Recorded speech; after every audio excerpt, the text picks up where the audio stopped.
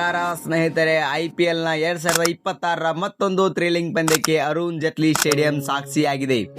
Gujarat Titans ಮತ್ತು Delhi capitals ನಡುವಿನ ಈ ಪಂದ್ಯದ ಹಣಾಹಣಿಯಲ್ಲಿ ಗೆಲುವು ಯಾರಿಗೆ ಒಲಿಯುತ್ತದೆ ಅನ್ನೋದನ್ನ ನಾವು ಕೊನೆಯ ಎಸೆತದವರೆಗೂ ಕುತೂಹಲದಿಂದ ಮೂಡಿಸಿತ್ತು. ಕೇವಲ 1 ರನ್ನಿಂದ ಗುಜರಾತ್ ಟೈಟನ್ಸ್ ಬಂದ್ಬಿಟ್ಟು ಜಯವನ್ನ ಸಾಧಿಸಿದೆ. ಈ ಸೀಸನ್ನ ಮೊದಲ ಗೆಲುವನ್ನ ಗುಜರಾತ್ ಟೈಟನ್ಸ್ ಪಡೆದುಕೊಂಡಿದೆ. ಹಾಗಾದರೆ ಕೊನೆಯ ಓವರ್ನಲ್ಲಿ ಏನಾಯ್ತು ಬನ್ನಿ ಸ್ನೇಹಿತರೆ ನೋಡ್ಕೊಂಬರೋಣ. ಗುಜರಾತ್ ಟೈಟನ್ಸ್ ಬ್ಯಾಟಿಂಗ್ ಅಬ್ಬರ.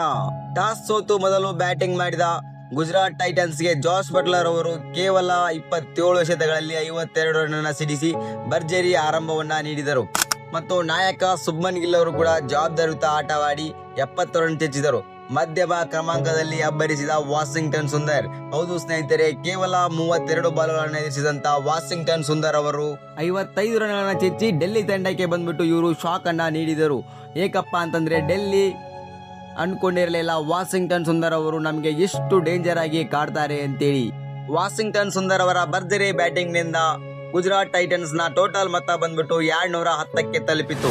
ಡೆಲ್ಲಿ ಕ್ಯಾಪಿಟಲ್ಸ್ ಚೇಸಿಂಗ್ ಮತ್ತು KL ರಾಹುಲ್ ಹೋರಾಟ.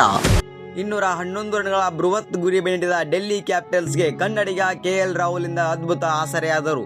ಹೌದು, ರಾಹುಲ್ ಅವರು 52 ಎಸೆತಗಳಲ್ಲಿ 92 ರನ್ಗಳನ್ನ ಗಳಿಸಿ ಗೆಲುವಿನ ಭರವಸೆಯನ್ನ ಮೂಡಿಸಿದರು. ಇವರಿಗೆ ಪತೂಮ್ ನಿಸಾಂಕ ಅವರು ಕೂಡ ಸಾಥ್ ನೀಡಿದರು. ಪತೂಮ್ ನಿಸಾಂಕ ಅವರು 41 ರನ್ ಸಿಡಿಸಿ ಡೆಲ್ಲಿ ತಂಡಕ್ಕೆ ಆಸರೆಯಾದರು. ಆದರೆ ಡೆಲ್ಲಿ ತಂಡಕ್ಕೆ ಮಧ್ಯಮ ಕ್ರಮಾಂಕ ಮತ್ತೆ ಕೈಕೊಟ್ಟಿತ್ತು. ಹೌದು ಸ್ನೇಹಿತರೆ, ಡೆಲ್ಲಿ ತಂಡದ ವೀಕ್ ಪಾಯಿಂಟ್ ಮಧ್ಯಮ ಕ್ರಮಾಂಕವಾಗಿದೆ.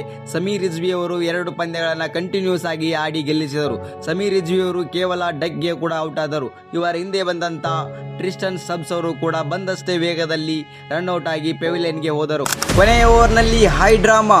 ಕೊನೆಯ 2 ಓವರ್ಗಳಲ್ಲಿ ಡೆಲ್ಲಿ ತಂಡಕ್ಕೆ 36 ರನ್ ಬೇಕಿತ್ತು. ಗಾಯದ ನಡುವೆ ಕ್ರೀಸ್ಗೆ ಬಂದಂತ ಡೇವಿಡ್ ಮಿಲ್ಲರ್ ಮತ್ತು ಸಿರಾಜ್ ಓವರ್ನಲ್ಲಿ 23 ರನ್ ಚೆಚ್ಚಿದರು.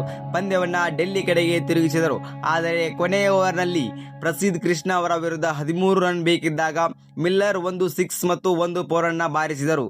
ಕೊನೆಯ 2 ಎಸೆತಗಳಲ್ಲಿ 2 ರನ್ ಬೇಕಿದ್ದಾಗ ಮಿಲ್ಲರ್ ಸಿಂಗಲ್ ತೆಗೆದುಕೊಳ್ಳಲು ನಿರಾಕರಿಸಿದರು. ಆದರೆ ಅಂತಿಮ ಎಸೆತದಲ್ಲಿ ರನ್ಔಟ್ ಆಗುವ ಮೂಲಕ ಡೆಲ್ಲಿ ಕೇವಲ 1 ರನ್ನಿನಿಂದ ಸೋಲನ್ನ ಒಪ್ಪಿಕೊಂಡಿತ್ತು. ಬೌಲಿಂಗ್ ನಲ್ಲಿ ಮ್ಯಾಜಿಕ್ ಮಾಡಿದ ಅಫ್ಘಾನ್ ಸ್ಪಿನ್ನರ್.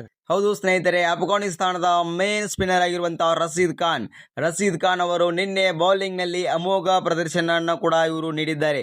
4 ಓವರ್ ಬೌಲಿಂಗ್ ಮಾಡಿರುವಂತಹ ರಶೀದ್ ಖಾನ್ ಅವರು ಕೇವಲ 17 ರನ್ಗಳನ್ನ ನೀಡಿ ಪ್ರಮುಖ 3 ವಿಕೆಟ್ಗಳನ್ನ ಕಿತ್ತಿ ತಂಡಕ್ಕೆ ಗೆಲುವಿನಲ್ಲಿ ಪ್ರಮುಖ ಪಾತ್ರವನ್ನ ರಶೀದ್ ಖಾನ್ ಅವರು ಕೂಡ ವಹಿಸಿದ್ದಾರೆ.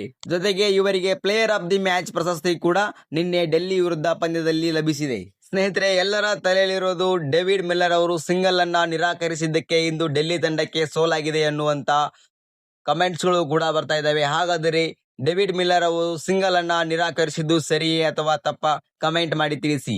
ಹಾಗೆ ವಿಡಿಯೋ ಇಷ್ಟ ಆದರೆ ಲೈಕ್ ಮಾಡಿ ಮತ್ತು ನಮ್ಮ ಚಾನಲ್ಗೆ ಸಬ್ಸ್ಕ್ರೈಬ್ ಕೂಡ ಆಗಿ.